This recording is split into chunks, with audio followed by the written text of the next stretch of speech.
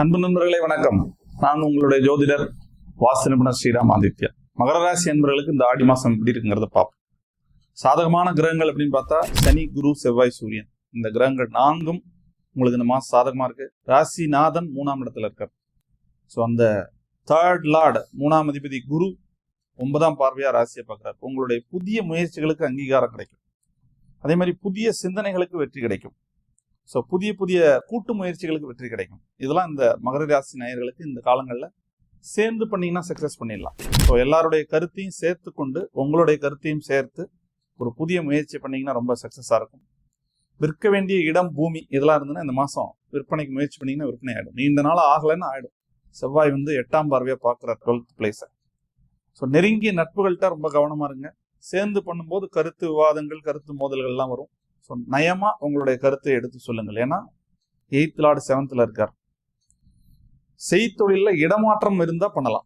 நான் இடமாற்றம் பண்ணலாம். ஆடி மாசத்தை பற்றி நீங்கள் கவலைப்பட தேவையில்லை. கட்டாயமாக செய்தொழிலில் இடமாற்றம் பண்ணலாம். சக்ஸஸ் தரும். தடைப்பட்ட திருமணங்கள்லாம் கூடி வரும். இந்த மாசத்துல 7ல் குரு இருக்கார். தடைப்பட்ட திருமணங்கள்லாம் கூடி வரும். குழந்தை பேருக்காக காத்திருக்கிற அன்பர்களுக்கு கண்டிப்பாக நிச்சயமாக குழந்தை பேர்கள் கிடைக்கும்.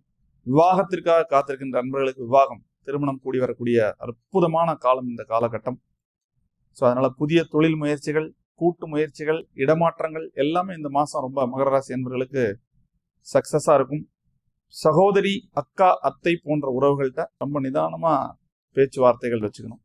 நம்ம எடுத்தங்கவிழ்த்தேன்னு அவங்ககிட்ட பேசக்கூடாது. அவங்க கோரிக்கைகள் எதாக இருந்ததுன்னா கேட்டு செய்கிறேன், பண்ணுறேன் அப்படின்னு நீங்கள் ஒரு பரிசீலனை பண்ணி அதை பேசணும். உடனே பேசிடக்கூடாது.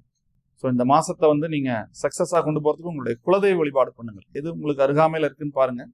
உங்களுடைய குலதெய்வம் இப்போ அங்காள பரமேஸ்வரினா உங்கள் ஊர்லேயும் அங்காள பரமேஸ்வரி இருக்குன்னா அங்கே போயிட்டு நீங்கள் குலதெய்வத்தை வழிபாடு பண்ணுங்க.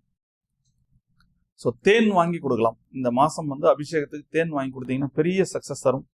ஸோ மஞ்சள், நீலம், இந்த வர்ணங்கள்லாம் இந்த மாதம் உங்களுக்கு அதிர்ஷ்டமாக இருக்கும். ஸோ இந்த மாதத்தை மேற்கண்ட பரிகாரங்களை செய்து அதிர்ஷ்டத்தோடு எதிர்கொள்ளுங்கள். வாழ்க வளமுடன்.